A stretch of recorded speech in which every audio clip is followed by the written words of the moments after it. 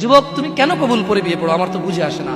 বাবা আপনি কেন আপনার ছেলেকে কবুল পড়িয়ে বিয়ে দিচ্ছেন, আমার বুঝে আসে না। ভাই আপনি কেন আপনার মেয়েকে কবুল পড়িয়ে বিয়ে দিচ্ছেন, আমার বুঝে আসে না।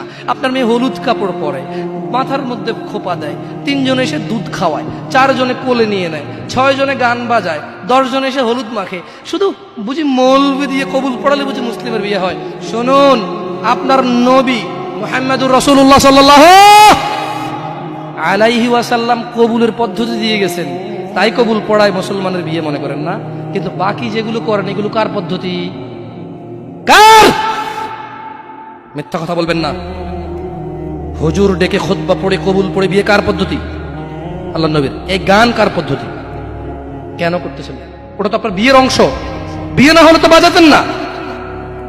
বিয়েকে কেন্দ্র করে যেমন কবুল বলছেন, বিয়েকে কেন্দ্র করেই তো গানটা বাজাচ্ছেন। কয়জন নবীর উম্মত আপনি? আপনার নবীর নাম কি? আই এম আস্কিং ইউ, আপনার নবীর নাম কি? আমার নবীর নাম মুহাম্মদ রাসূলুল্লাহ সাল্লাল্লাহু আলাইহি ওয়াসাল্লাম। Who is the messenger of Allah for you? আপনার জন্য আল্লাহর নবী কে? কোন নবীর সুন্নত পালন করলেন গান বাজিয়ে? আপনার জন্য আমার বিল্ডিংটা ভেঙে পড়বে, বলে রাখি ছাড়বো না।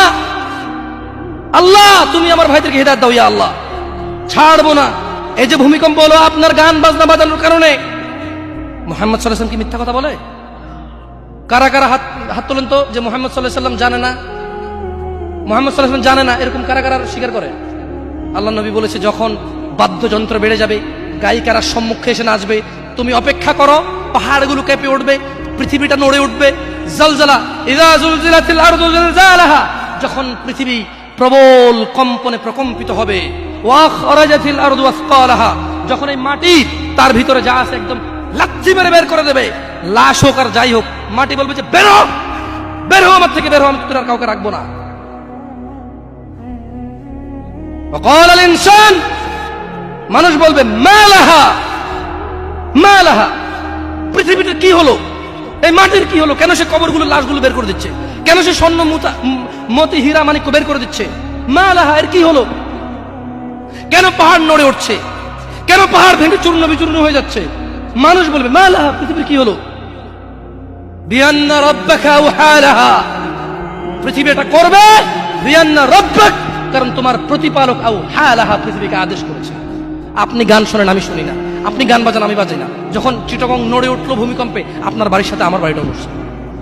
বন্ধ করেন এই জুলুম আমাদের উপর।